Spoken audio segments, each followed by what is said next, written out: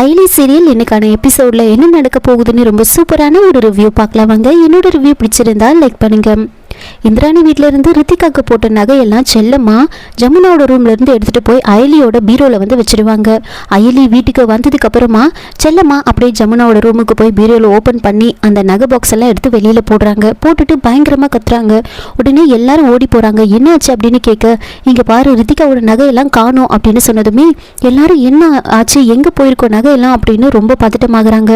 ஜமுனா ஒரு பக்கம் பாக்ஸ் எல்லாம் இங்க இருக்கு, இப்ப நகை எங்க போயிருக்கோம், யார் எடுத்திருப்பாங்க அப்படின்னு எல்லாரும் மாற்றி மாற்றி பேசிக்கிட்டு இருக்கா. உடனே செல்லம்மா சொல்கிறாங்க, எனக்கு இவ மேலே தான் சந்தேகமாக இருக்குது.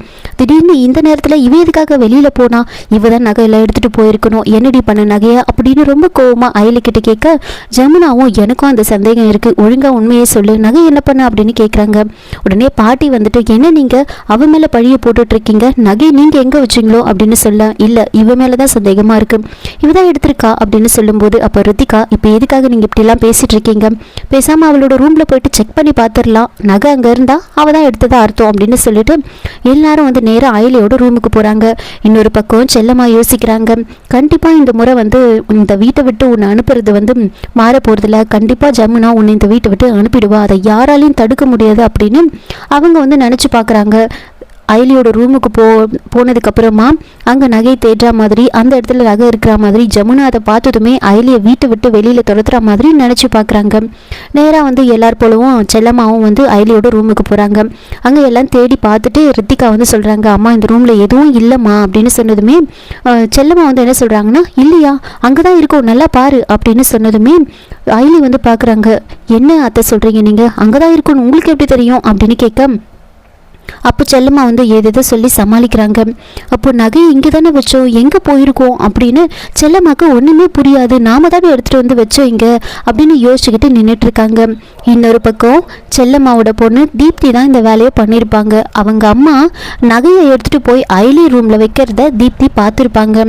அதை பார்த்ததும் யோசிக்கிறாங்க, முதல்ல வந்துட்டு அந்த அயலியை ஏதோ பண்ணுறதுக்காக அம்மா பிளான் பண்ணுறாங்க, அதை வீட்டை விட்டு வெளியில் துரத்து வந்தால் இப்படிலாம் பண்ணுறாங்க அப்படின்னு தீப்தி வந்து யோசிச்சுட்டு இருப்பாங்க. ஆனால் அதுக்கப்புறமா அவங்க என்ன யோசிக்கிறாங்கன்னா, பேசாமல் இதை நாம் இந்த நகையெல்லாம் எடுத்துகிட்டு போய் அவன்கிட்ட கொடுத்தா அவன் துபாய்க்கு போயிடுவான், அதுக்கப்புறம் நம்மளோட பிரச்சனையும் சால்வ் ஆகிடும், அதனால் அம்மா இந்த நகையெல்லாம் எடுத்தாங்கன்ற விஷயம் என்ன தவிர வேறு யாருக்கும் தெரியாதுல்ல, அதனால் அந்த மொத்த நகையை எடுத்துகிட்டு போய் நம்ம லவர்கிட்ட கொடுத்துடலாம் அப்படின்னு தீப்தி என்ன பண்ணுறாங்கன்னா, அவங்க அம்மா செல்லம்மா அயலியோட ரூமில் வந்து எடுத்துகிட்டு போய் வச்சதுக்கு அப்புறமா தீப்தி யாருக்கும் தெரியாமல் அயலியோட பீரோவிலேருந்து அந்த நகையெல்லாம் எடுத்துகிட்டு போய் அவங்க லவ்வர்கிட்ட வந்து கொடுத்துட்ருப்பாங்க. இதெல்லாம் அங்கே யோசிச்சுக்கிட்டு தீப்தி வந்து நின்றுட்டு இருப்பாங்க.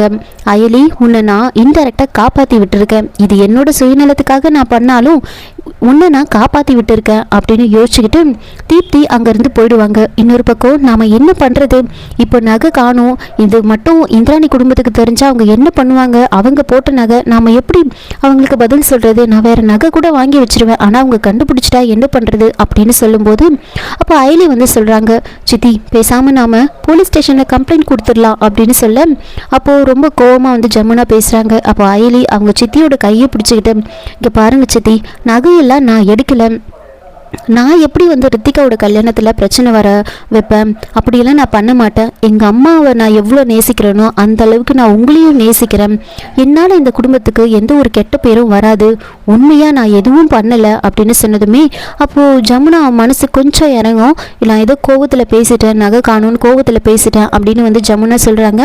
அப்போ அயலி வந்துட்டு நம்ம போலீஸில் கம்ப்ளைண்ட் கொடுக்கலான்னு சொன்னதுமே செல்லம்மா வந்து ரொம்ப கோவப்படுவாங்க, அதெல்லாம் வேண்டாம், அதெல்லாம் நம்ம குடும்பத்துக்கு தான் கெட்ட பேர், கல்யாணம் நடக்க போகிற வீட்டில் போலீஸ் இருந்தால் யாராவது பார்த்தா என்ன நினைப்பாங்க அப்படின்னு வந்து சொல்லிட்டு இருக்காங்க.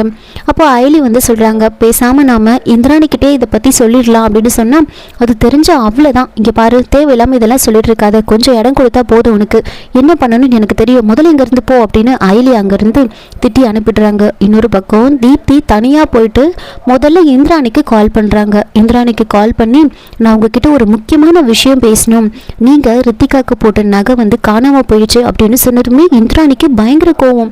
என்ன சொல்கிறேன்னு, எப்படி காணாமல் போச்சு, யார் எடுத்திருப்பாங்க அப்படின்னு கேட்கும்போது அப்போ தீப்தி வந்து சொல்கிறாங்க, எங்களுக்கெல்லாம் வந்து இந்த அயலி மேலே தான் சந்தேகமாக இருக்குது.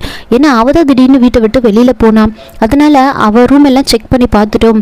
இப்போ வந்து போலீஸில் கம்ப்ளைண்ட் கொடுக்கலாமா அப்படின்னு பேசிக்கிட்டு இருக்காங்க. இன்னும் கம்ப்ளைண்ட் கொடுக்கல அப்படின்னு சொல்கிறாங்க. அதுக்கப்புறம் தீப்தி என்ன சொல்கிறாங்க, எதுக்கும் உங்ககிட்ட நான் இதை சொல்லணும்ல, அவங்க எல்லாம் சொல்லலை, ரித்திகாவோட கல்யாணத்தில் பிரச்சனை வந்துட்டா என்ன பண்ணுறது, நீங்கள் சொல்லலைன்னு சொல்லக்கூடாதுல்ல, அதனால தான் நான் இப்போ ஃபோன் பண்ணி சொன்னேன்.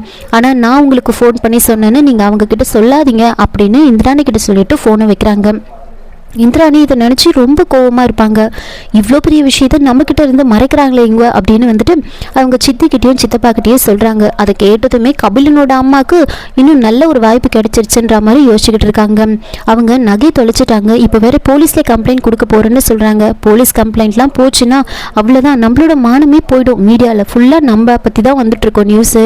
அதனால் நாம் எப்படியாவது அவங்கக்கிட்ட வந்து போலீஸ் கம்ப்ளைண்ட்லாம் கொடுக்க வேண்டாம்னு சொல்லணும் அப்படின்னு சொல்ல உடனே அவங்க சித்தப்பா ஒரு ஃபோன் பண்ணி சொல்லு அப்படின்னு சொல்றாங்க. இந்திராணி அதெல்லாம் வேண்டாம், நாம நேர்லயே போய் பார்த்து சொல்லிட்டு வந்துருவோம், அதுக்கப்புறம் நகை என்னதான் ஆச்சுன்னு கேட்டுட்டு வந்துருவோம் அப்படின்னு வந்து சொல்லிட்டு இருக்காங்க. சரின்னு இந்திராணி, கபிலனோட அம்மா, அவங்க சித்தப்பா அப்படின்னு 3 பேரும் வந்து ரித்திகாவோட வீட்டுக்கு போகிறதுக்காக கிளம்பிட்டு இருக்காங்க. இன்னொரு பக்கம் நகை எங்கே தான் போயிருக்குன்னு தெரியலையே, பேசாமல் போலீஸ் ஸ்டேஷன்லேயே கம்ப்ளைண்ட் கொடுப்போம் அப்படின்னு அயலி சொல்லும்போது ரொம்பவே செல்லமாக பதட்டமாகறாங்க. தீப்தி ஒரு பக்கம் இன்னும் பதட்டமாகறாங்க. நாம தான் அந்த நகையை எடுத்தோன்னு தெரிஞ்சா அவ்வளோதான் அப்படின்னு அப்படியே பயந்துக்கிட்டு நின்றுட்டு இருக்க. அப்போது அயலியோட அப்பா, ஆமாம் அயலி சொல்கிறது தான் கரெக்டு, நம்ம போலீஸ் ஸ்டேஷனில் கம்ப்ளைண்ட் கொடுத்துருவோம் அப்படின்னு சொல்லி பேசிகிட்டு இருக்கும்போது நகை போனது தான் அப்படின்ற மாதிரி சொல்லிக்கிட்டு இருக்காங்க. தொலைஞ்சு போச்சு அப்படின்னு சொல்லிட்டு இருக்கும்போது கரெக்டாக இந்திராணி, கபிலனோட அம்மா, கபிலனோட அப்பா 3 பேரும் வந்து நிற்கிறாங்க. அவங்க வந்து நின்னதுமே என்ன பண்ணுறதுனே புரியல. ஜமுனா நேராக போயிட்டு வாங்க உள்ளே வாங்க அப்படின்னு சொல்ல ரொம்ப கோவமாக இந்திராணி உள்ளே நடந்து வராங்க. அப்போ ரித்திகா வந்துட்டு என்ன சாப்பிட்றீங்க, டீ சாப்பிட்றீங்களா, காஃபி சாப்பிட்றீங்களா அப்படின்னு சொல்ல அதெல்லாம் எனக்கு எதுவும் வேண்டாம் அப்படின்னு ரொம்ப கோவமாக இந்திராணி வந்து சொல்கிறாங்க. ஆமாம் ஏதோ தொலைஞ்சு போச்சுன்னு சொல்லிட்டு இருந்தீங்களே, என்ன தொலைஞ்சு போச்சு அப்படின்னு கேட்க உடனே செல்லம்மா அது ஒன்றும் இல்லை அப்படி இப்படின்னு சொல்லி சமாளிக்கிறாங்க. அப்போ இந்திராணி டக்குன்னு கேட்குறாங்க, என்ன நகை தொலைஞ்சு போச்சா, நாங்கள் போட்டு நகை தொலைஞ்சு போச்சா அப்படின்னு கேட்டதுமே உடனே ஜமுனாக்கு ஒன்றுமே புரியல. ஆமாம் உங்களுக்கு எப்படி தெரியும், நகை தொலைஞ்சு போன விஷயம் உங்களுக்கு எப்படி தெரியும் அப்படின்னு வந்து கேட்குறாங்க. இதோட இந்த எபிசோடு வந்து முடிச்சிருக்காங்க. என்னோட ரிவ்யூ பிடிச்சிருந்தா லைக் பண்ணுங்கள், மறக்காமல் சப்ஸ்கிரைப் பண்ணுங்கள். தேங்க்யூ.